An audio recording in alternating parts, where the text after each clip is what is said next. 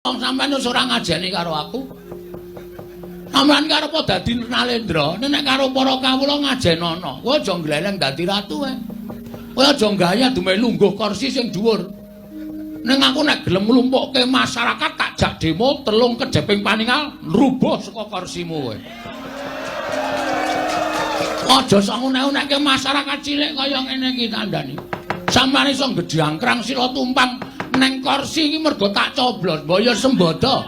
Biyen sampeyan ling beseli aku pira tok kon dadi tim sukses. Karo tok janjen-janjeni kene iki sesuk tak bangun aspal tak aspal kene esuk tak cor kene esuk tak nehi toilet. Kabeh ya ming telek. Nek magang iki kaya janjine kaya dara kekalangane nek wis dadi lali micek mripate.